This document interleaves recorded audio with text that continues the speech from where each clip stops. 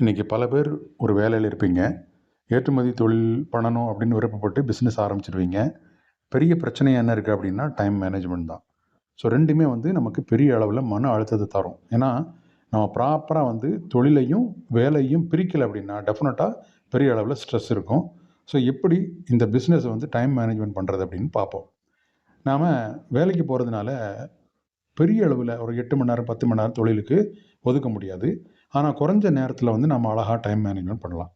First பார்த்தீங்க அப்படின்னா காலையில் ஒரு 1 ஹவர், சாயங்காலம் ஒரு 1 மணி நேரம் அல்லது 2 மணி நேரம் நாம் ஏற்றுமதிக்காக ஒதுக்கலாம். ஸோ ஒதுக்கக்கூடிய டைம் அப்படின்றது ஸ்டாண்டர்டாக இருக்கணும். அப்போது மெயிலில் ரிப்ளை கொடுக்குறது, சப்ளையரை காண்டாக்ட் பண்ணி பேசுகிறது, ஸோ இதெல்லாம் வந்து நம்ம வச்சுக்கலாம். காலையில் ஒரு 6 to 7 மணிக்கு இமெயில் ஏதாவது பார்த்து ரிப்ளை கொடுக்கலாம், அல்லது பையருக்கு நாம் எதாவது என்கொயரி பண்ணலாம், அது பண்ணிக்கலாம். ஈவினிங் பார்த்தோன்னா ஒரு 8 மணிக்கு வீட்டுக்கு வரோம்னா ஒரு 8 to 9 இல்லை ஒரு 8:30 to 10:30 அந்த மாதிரி நாம் டைம் ஒதுக்கி இப்போது இந்தியாவில் இருக்கக்கூடிய சப்ளையர்ஸை பார்க்குறது, ஆர்டரை வந்து கோஆர்டினேட் பண்ணுறது, அந்த வேலைகளை பார்க்கலாம்.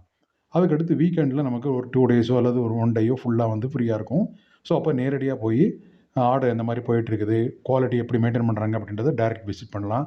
இல்லை ஒரு புது ப்ராடக்ட்டை வந்து பார்க்க போகிறோம் அப்படின்னா ஃபேக்ட்ரி விசிட் பண்ணி எப்படி இருக்குது, அதனோட குவாலிட்டி எப்படி இருக்குது, என்ன ஏது அப்படின்றத சாட்டர்டே அல்லது சண்டேல நாம் செக் பண்ணலாம். ஸோ இது வந்து நாம் பண்ண வேண்டிய முக்கியமான விஷயம். இது வந்து டைம் பிளாக்கிங் அப்படின்னு சொல்லுவாங்க. இப்படி பிரித்து பண்ணிட்டோம் அப்படின்னா நமக்கு வந்து எந்த ஒரு ஸ்ட்ரெஸ்ஸும் இருக்காது.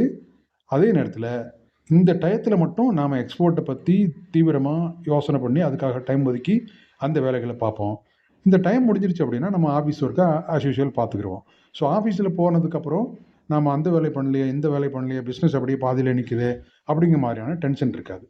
அதுக்கடுத்து ஆட்டோமேஷன். இன்றைக்கி இமெயிலில் வந்து நிறைய ஆப்ஷன் இருக்குது, உங்களுக்கே தெரிஞ்சிருக்கும். ஆட்டோ ரிப்ளை ஆப்ஷன் இருக்குது. ஸோ அதெல்லாம் யூஸ் பண்ணி நாம் ஏதாவது ஒரு மெயில் வந்தது அப்படின்னா ஆட்டோமேட்டிக்காக ஒரு ரிப்ளை கொடுக்க மாதிரி செட் பண்ணிக்கலாம். ஸோ அதுக்கு அடுத்து நம்ம மறுநாள் காலையில் இல்லை சாயங்காலம் வீட்டுக்கு போயிட்டு அந்த இமெயில் என்ன அப்படின்றத பார்த்து அதுக்கு ப்ராப்பர் மெயில் வந்து கொடுத்துடலாம். ஸோ ஜஸ்ட்டு ஒரு ஆட்டோ ரிப்ளை போட்டு வச்சுக்கிறது ரொம்ப நல்லது. அதுக்கடுத்து சோஷியல் மீடியா ஸ்கெடியூலிங் அப்படின்னு சொல்லுவாங்க. நம்ம சோஷியல் மீடியாவில் ஏதாவது போஸ்ட் போடுற பழக்கம் இருக்குது. நம்ம வந்து கோகனட் எக்ஸ்போர்ட்டர்னு வைங்க, டெய்லி ஒரு போஸ்ட்டு ஏதாவது ஒன்று ஸோ லிங்க்டின்லேயோ அல்லது ஃபேஸ்புக்லேயோ நம்ம கம்பெனியை பற்றி, நம்ம பொருளை பற்றி போட்டுட்ருக்கோம் அப்படின்னா அதை வந்து ஷெட்யூல் பண்ணிக்கணும். வீக்கெண்டில் வந்து உட்காந்து அந்த வாரத்துக்கு ஒரு 7 போஸ்ட்டை ரெடி பண்ணி ப்ராப்பராக ஷெட்யூல் பண்ணிட்டோம் அப்படின்னா அது வந்து ஆட்டோமேட்டிக்காக போயிடும். ஸோ இது எல்லாம் டெய்லி உட்காந்து பண்ணணும் அப்படின்ற வேலை கிடையாது. ஸோ எப்போ நமக்கு டைம் கிடைக்குதோ அப்போ உட்காந்து இதை க்ரியேட் பண்ணிட்டோம் அப்படின்னா அந்தந்த டயத்துக்கு வந்து அது போயிடும். ஸோ அதை வந்து நம்ம டெய்லி பண்ணிகிட்டு இருக்க வேண்டிய வேலை இல்லை. அதுக்கடுத்து எவ்வளோ முடியுமோ அவ்வளோ அவுட் சோர்சிங் வந்து யூஸ் பண்ணணும். எல்லா வேலையும் நம்மளே பார்த்தோன்னு வைங்க, கிறுக்கு பிடிச்சிரும். ஸோ வந்து இப்போ சிஹெச்ஏ பண்ண வேண்டிய வேலைகளை வந்து கரெக்டாக அவங்க தான் பண்ண வைக்கணும். அதோடு சேர்த்து டாக்குமெண்ட் ப்ரிப்பேர் பண்ணுற வேலையும் அவங்களே வந்து பண்ண சொல்லலாம். நம்ம தரமான பொருளை தேடிட்டு இருக்கோம்னா நாமளே உட்காந்து தேடுறதுக்கு நம்ம அங்கே பார்க்கலாமா, அங்கே பார்க்கலாமான்னு மைண்டு வேவர் ஆகிட்டே இருக்கும். அதுக்கு சோர்சிங் ஏஜென்ட்ஸ் இருக்காங்க. அவங்ககிட்ட பொருளை வேலையை கொடுத்தோம்னா அவங்க தரமான ஒரு சப்ளையரை கண்டுபிடிச்சி கொடுப்பாங்க. ஸோ அதை நம்ம ஜஸ்ட் ஒரு தடவை செக் பண்ணிட்டு அவங்களுக்கு எதாவது கமிஷனோ அதை வந்து கொடுத்துடலாம். ஸோ இந்த மாதிரி வேலைகளை வந்து அவுட் சோர்ஸ் பண்ணுறது தான் வந்து புத்திசாலித்தனம். ஏன்னா நமக்கு டைம் கிடையாது. ஒரு முழு நேர வேலையில் இருக்கோம். இப்போ சாஃப்ட்வேர் இன்ஜினியர் அப்படின்னா கூட டெய்லி 8 மணிக்கு வீட்டுக்கு வர முடியுமான்னா கண்டிப்பாக முடியாது. ஸோ அவங்க எப்போ டைம் கிடைக்குதோ அப்போ தான் இந்த தொழிலை பார்க்க முடியும். ஸோ அதனால் எல்லாமே வந்து நமக்கு பண்ணிகிட்ருக்கணும் அப்படின்னு நினைக்கவே கூடாது. ஸோ இப்போ வேலைக்கு செல்கிறவர்கள் வந்து என்ன சூஸ் பண்ணணும் அப்படின்னா டெஃபினட்டாக ஒரு மெர்ச்சன்ட் எக்ஸ்போர்ட்டர் தான் சூஸ் பண்ணணும். இது ஒரு முக்கியமான பாயிண்ட்டு. நான் மேனுஃபேக்சரிங் பண்ணுறேன், வேலைக்கும் போகிறேன் அப்படின்னா 2மே கெட்டு போயிடும். தயவு செஞ்சு அந்த மாதிரி வேலையை பண்ணாதீங்க.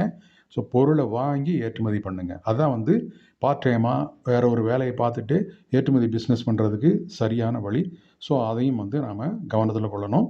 ஸோ இரவு 8 to 10 அப்படின்னா அது வந்து ஏற்றுமதி நேரம் அப்படின்னு நாம் வந்து முடிவு பண்ணி அதை வந்து சீரியஸாக பார்க்கணும். அந்நேரத்தில் உட்காந்து வீட்டில் எல்லோரும் சீரியல் பார்த்துட்டு இருப்பாங்க. நாமளும் போய் அங்கே உட்காரலாமா, பாட்டு கேட்கலாமா, அல்லது இன்றைக்கி வெளியில் போய் சாப்பிட்றதுக்கு போகலாமா அப்படின்லாம் அந்த வேலையே இருக்கக்கூடாது. 8 to 10 எக்ஸ்போர்ட் டைம் அப்படின்னா எக்ஸ்போர்ட் டைம் தான். அது சம்மந்தமான வேலையை மட்டுமே பார்க்கணும். ஸோ அந்த கமிட்மெண்ட் நமக்கு முக்கியம். அப்புறம் தான் வந்து தொழிலை வளர்க்க முடியும். இல்லை அப்படின்னா ஏனோ தானோன்னு போயிடும். கடைசியில் நமக்கு பெரிய அளவில் அதில் ரிசல்ட் கிடைக்காது. ஓகே.